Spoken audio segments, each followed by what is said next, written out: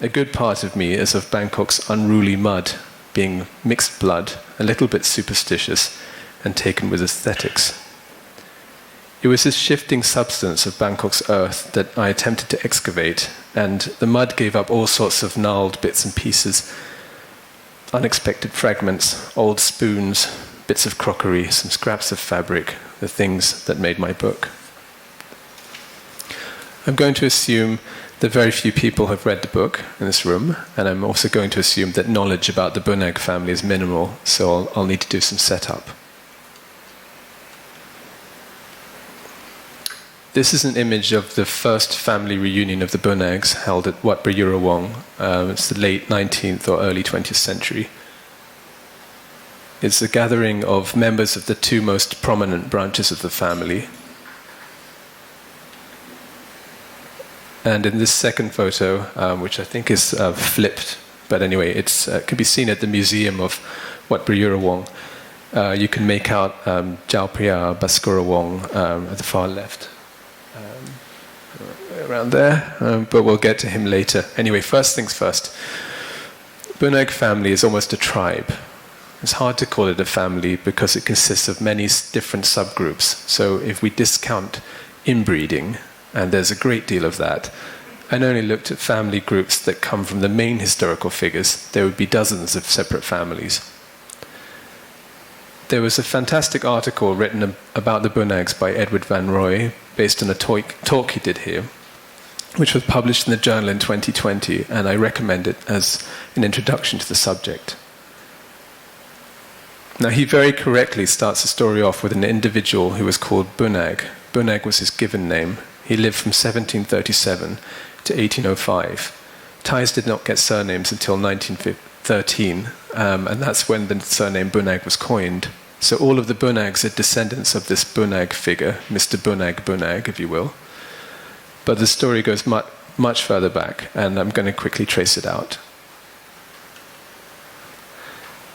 I'll be showing these family trees to help me along. I drew them up for the book, but they were much too complicated to include, so you have an opportunity to see them now. The founder ancestor is a sheikh who came from Persia, arriving in Ayutthaya around 1600. His name was Ahmad, and he was probably from a place called Gorgan or Asterabad, which is near the Caspian Sea. After Ahmad, in the Ayutthaya period, there are three more generations of the family who were Muslim. They were called Chun, Sombun, Jai. Ahmad, Chun, Sombun all worked in trade and had a ministry in charge of civil affairs. In the mid-1700s, Jai converted to Buddhism, and he and his family began to work in what I call the Ministry of War in my book, but it's much more complicated than that. Jai's son, Sen, seems to have been the last Minister of War at the fall of Ayutthaya. He died fighting, and his second son, Bunnag, brings us up to the modern era. Bunnag was a companion of King Rama I. They both married into the same Mon family called the Bangchangs, and the king also took one of Bunnag's daughters as a consort. From this point onwards, the offspring of Ahmad through Bunnag were royal cousins and increasingly powerful. Here we get much more complicated. My particular lineage is from what is known as the elder line of the Bunnag family, from a man called Dit, who was very close to Kings Rama III and IV, and built up the family power in Thonburi. I'm descended from his first son, Chuang, who would be the regent of Siam for a time and had only one son. This man was called Won. He's known as Jalkun Tahan, Lord of the Army, and was the last Bunnag Minister of War under the old system. After Won comes Do, Won's second son by his first wife. Do would be the main heir after an elder brother died young. From here we get to my great-grandfather, Dom, who was one of the last Bunnags to be ennobled. Dom had one son, Tula. I'm going to use the English pronunciation as I've always done. And Tula had two sons, Tej, the eldest, and Tu, my dad. Some of you might know them, especially Tej, who's been very active here at the Society and now works at the Red Cross. My dad is a bit of a black sheep. He went to school in university in England and never really came back. So thanks to him, I spent my childhood in England and Greece. But Thailand was always very fresh and vivid to me. Getting to know the country would be bewildering and often unnerving. This is the family compound of my great-great-grandfather, and it seems to be part of a series of images, 2 of which were photographed by King Rama V, but I'm not actually sure if this is the king's work. So I'd been thinking about how the Thai past is inscribed, approached, and revived, and I was interested in the quality of time here in its relation to physical and psychic factors and memory. And that was before I thought to write anything about the family.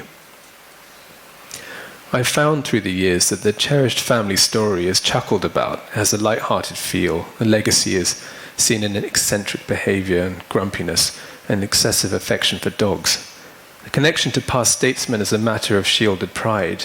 There's an element of it's not becoming to specify who did what to whom and when. This vagueness can be found in a perennial question, how exactly are we related, which can be hard to muddle out, or simply embarrassing due to endogamy. What it recalls to me is a disconnection between 2 forms of civilization, the system of the ancient world and the realities and language of the present.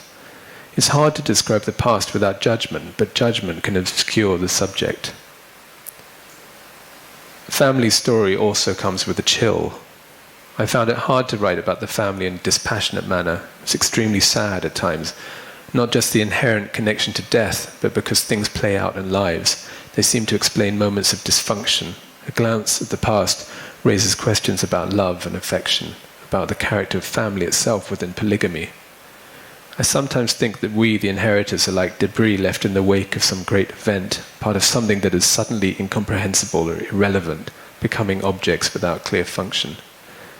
And it's just a feeling. I'm not trying to prove a point, which is why, should it be asked, I decided to explore the lives and fates of my specific family and to leave out many interesting stories from the larger family. My book, Chariot of the Sun, would eventually be composed of 3 main story strands. The first of these follows the generations of the family since our founder ancestor Ahmad, all the way up through the ages until my grandfather, with a few tidbits about my dad too and Uncle Tej. I was curious about how far back I could go, and also what would happen when you stack all the lives up one after the other. Short biographies of ancestors afforded opportunities to comment on the character of the source material, from the ancient chronicles to foreign traveller accounts to early photography. The second strand follows the story of my grandparents' house. It was a beautiful Thai house that stood in Prakanong until around 2006. The house becomes a means for talking about the past and telling stories about my grandparents, who are of the generation who witnessed the end of absolutism, the change of Siam to Thailand, and the rise of this present era. And the final thread is a kind of documentary about my researches and impressions, and the nature and functions of memory. I chose to call it Chariot of the Sun as a reference to the passage of time and the solar titles of my ancestors, Surya Wong, used by both Dit and Chuang, and Surawong, used by Won and Do. Rather than underlining the glories of the family, I wish to make a cautionary gesture. Phoebus Apollo's son, Phaethon, asked to drive the sun chariot only to burn the earth through his recklessness and be struck down by one of Zeus's thunderbolts. I'm not saying that my ancestors burned the earth. It's more to recall that those that get close to power run risks. Grandeur is double-edged. For a short while I was tempted to write a kind of user's guide to the book, to explain why the tense shift, or why the narrative breaks down into fragments, or why I decided not to put captions below the photographs. But really, these things should be apparent in the reading. Telling everything is like explaining a joke. Stylistic aspects aside, I wanted to create something that would reproduce part of the experience of searching for stories, a book that might provoke receptivity. The medium could possibly be part of the message, and the message was partly about prying the stories away from their national or familial character to present stories with larger meanings, more universal application. And this, rather than diminishing the Thai background, I imagined would entice interest. So I dreamed of saying something about Thailand that could be accessible to outsiders and will pull together disparate themes and pieces of information. I'll take this opportunity to run through some family portraits so you have an idea of some of the characters I'm talking about. This is Chuang, the regent. This portrait used to hang in my grandparents' drawing room. I think it's from 1861. If you look very closely, you won't be able to see it, but it's around there. There seems to be a signature of Robert Lenz, who had a studio in Singapore in 1861, and we think that's where this was taken, when Chuang visited Singapore on his observation tour of that year. Robert Lenz is famous for his work as a court photographer in Siam, but that was after Chuang died, so this image hints at a story. This is Juan, Chuang's son. He's in Paris. It's 1861 again, and he's having his portrait taken by the great French photographer Nadar. Juan was an ambassador to Napoleon III, and the boy in the photo is Chai, Juan's first son. Chai died relatively young, and the lineage in terms of power and wealth then passed to Do. And here is Do, Juan's second son. He's the last Jaupriya of the lineage, with the title Jaupriya Surawong Watanasak. He was the one who had to pick up the family debts, which were colossal. And here he is in England with two of his sons, Din and Dom. Din and Dom were both at Cambridge University. They were full brothers, Din being the elder. Dom is my great-grandfather, and he's in the chair. And here's Dom in his court uniform, I think, when he was elevated to Praya Apiban Raja Maitri. And this is Dom's only son, Tula, my grandfather, pictured in France in 1955, I believe. He was good-looking, but impossible, with a terrible temper. And here's one more with my grandmother Janjam, who was a translator, and her life and family is very interesting. I wrote a little bit about her life last year in an article for the journal. So I'm going to show you this image of Do's wives. My great-great-grandmother is far right with the boy in her lap, who is probably Din, as you saw above. And this is one of the same ladies and Do about 20 years later. And the picture was taken by the king, and I think it's quite rare to see this sort of photograph, the inner life of a family. I'm sure they couldn't turn the king down. Anyway, I do feel quite constrained by the time and theme, which is rather patriarchal. And the stories about the wives and mothers of the family is fascinating, and I did devote some space to it in the book. On the charge of gender bias, what I can say is that much of the family wealth and property passed to female offspring, for reasons I won't have time to talk about now. Many of these ladies were royal consorts, becoming mothers of royal houses, and they were often benefactors of the family temples and the sprawling family. In this image, you can make out two of these figures. The front of the car is Jajom Manda Pe, who was King Rama V's first consort. Pe was a daughter of Juan by his second wife.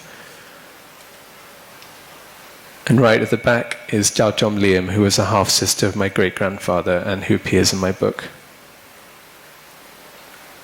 And here she is, the young woman. Another interesting aspect of the female lines of the family is that they're quite diverse ethnically. Adding to the Persian Siamese blood comes Mon, Chinese, and Lao, the four initial wives of Do. I'll just go back. These ones were that they were all sisters, and they actually had Lao blood. Okay, so one is made up of history, the doings, the marriages, the crimes, the follies, the boundless bêtises of other people, especially their infamous waste of money that might have come to me. Those things are written literally in rows of volumes in libraries. They are as public as they are abominable. These are some lines from Henry James' novel, The Golden Ball. In my case, the family story is indeed available in libraries. A lot has been written about the Bunnag family in both Thai and English. The historical consciousness of the family comes through Kam Bunnag, Jaupriya Tipakora Wong, who wrote some of the first histories of the Bangkok era in the reign of King Rama V. The American historian David Wyatt wrote essays featuring the Bunnags of the 19th century and also of our Ayutthaya era ancestors.